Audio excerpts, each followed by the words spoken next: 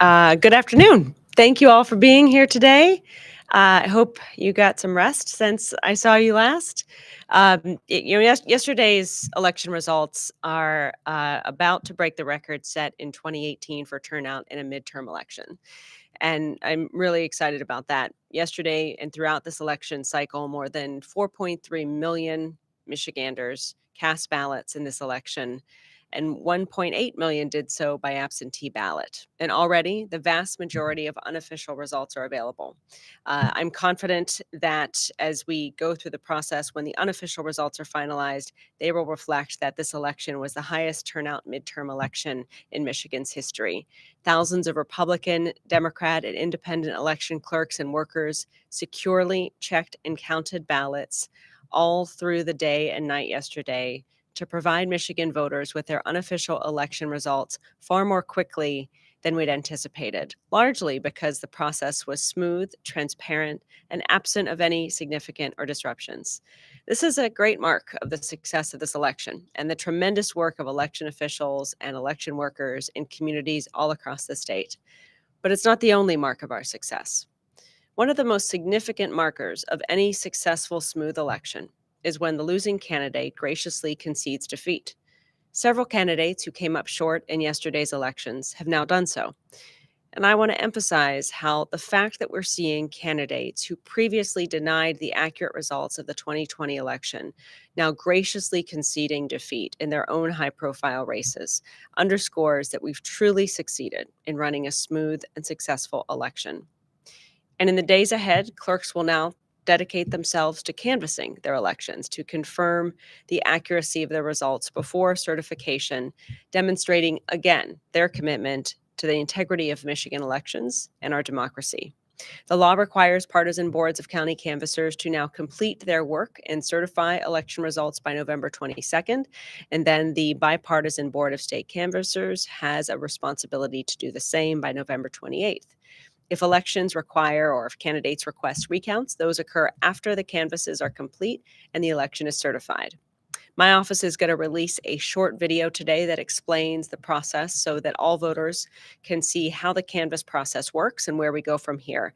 And also that this video confirms canvasses are one of the many checks within Michigan's elections that bolster the integrity and security of the process. They're also capped by bipartisan certification, and I am committed to seeing this process through to the certification on behalf of every Michigan voter. After the canvass and any recounts are complete, we'll also conduct thorough, multiple, bipartisan post-election audits to again affirm even more with transparency the best practices that we have in place and ensure that we can affirm them for future elections, as well as affirming voters' well-placed faith in our democracy. Following a record-breaking day like yesterday, I want every voter to know that their vote was counted fairly and that the results of the election are indeed an accurate reflection of the will of the voters. Because every voter, election worker, and clerk made Michigan history yesterday. And in doing so, they again strengthened our democracy. So thank you again for being here today. I'm happy to take a few questions. Do you have any voter turnout numbers for yesterday? We do. We've been tracking those, and if they're not already on our website, Jake from my team can follow up with specific numbers of absentee ballots requested and returned, turnout, in-person numbers, and everything else. Now, I know, Jake, before leading up was there, you saying the expectation was about 50% was going to be absentee, Yeah. 50% in person. We saw a bigger swell of in-person voting. Do you feel there was a specific reason for that, or is that maybe a trend we'll see going forward? Well, it's important to note when we had our high watermark of absentee voting, it was in the midst of a pandemic in 2020. So what we're seeing perhaps is that we're moving towards a more normal ratio where just about half or just under half, in this case, about 1.8 million of the 4.3 million citizens who participated voted absentee. That may ebb and flow in the years ahead, depending on different factors. And the bottom line is we're ready for whatever the ratio may be, and it'll continue to unfold in the years ahead. But that said, the fact that so many people did show up to vote in person, that when they did, they encountered a smooth process, a serene process, one in which their their ability to vote was protected by all involved is really, again, a mark of our success. And I think and hope that the large number of people who did participate in person and their decision to do so also reflects the faith they have in the system. Sure, go for it. What exactly are the thresholds for an automatic recount for certain races? And then are you aware of any that are going to be close once we get through the canvassing process? Yeah, we'll see how that unfolds. We'll sift through and Jay can get you the specifics on the triggers for a recount. But we'll see how things unfold. I mean, candidates certainly are entitled to also request a recount. I know there's still some close state legislative races and other local races that are still unfolding. So we'll see as how that process goes. In every election, we're always prepared, and local clerks are prepared for a few recounts. We saw some misinformation yesterday before the polls were even closed. Would you want to take a second to address that for anyone who's maybe seen that misinformation over the response from your team? Which one? Well, I guess particularly from your opponent. Which one? Sorry. Yes. Which different particular aspect of misinformation? Or the, I guess talking about people being registered after hours. Oh, okay. Yeah, in in Michigan, if you're in line by 8 o'clock, if you're in line by 8 o'clock to vote, you have a right to vote. I mean, that's been the expectation and the procedure for decades, and because citizens have a right to vote, and as long as they are there by 8 p.m. they can. And under Michigan's constitution, if you have a right and to register and vote up till the closing of the polls. So anyone who showed up by 8 p.m. was able to register and vote, or anyone who showed up by 8 p.m. was able to vote. And that was our way of ensuring that the constitutional promise of one person, one vote, and the protections in our state and federal laws are followed.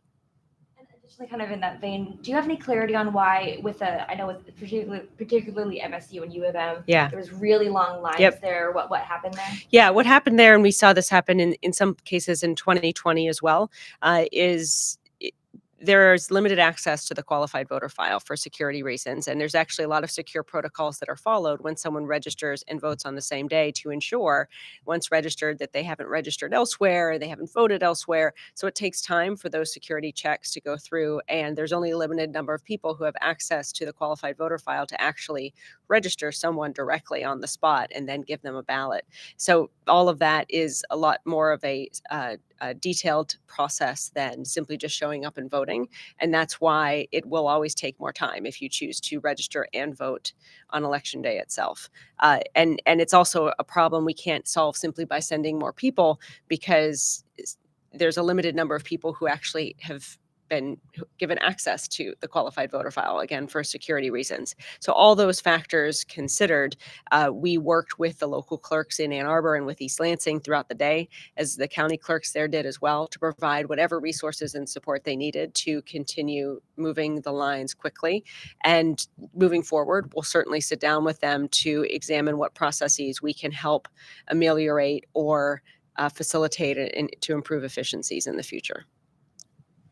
Moving forward, now that Prop 2 is looking to pass, do we have any idea of exactly what kind of an impact these changes will make if we have a similar turnout when it's in person and we'll see. I mean, now if the proposal passes, and if we have 9 days of early voting, that does also require more preparation in advance of our next round of elections next year to ensure that our clerks are prepared for that. And we'll see how voter behavior shifts. And I think the bottom line is really two things. One, voters have options, and now a new option with early voting on how they choose to vote in a particular election. Our responsibility is to make sure whatever option they choose, that it's easy, secure, and efficient for them and accessible to them. And so that's what we'll be focused on doing, making sure for every voter, all options are easily accessible, equally so. And then we'll see probably different patterns emerge over the course of a few election cycles, but it will take a few election cycles to really get a sense of the pattern and how voters choose to vote in a particular cycle. And then I had a clarifying question about Prop 2. Are we going to get like the 9 days of early voting for like any special elections and the May election, like any of the locals that aren't just the major ones? Well, our officers now, if it does pass, our office and the Bureau of Election will look through all of those provisions and develop a plan to implement them. But certainly it appears to be that that's the case.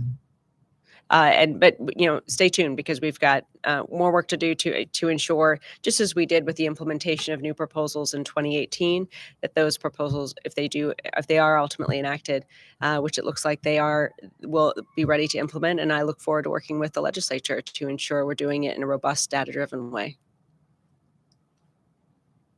Okay, well, thank you, everyone. Happy Wednesday. Happy day after the election. Thanks.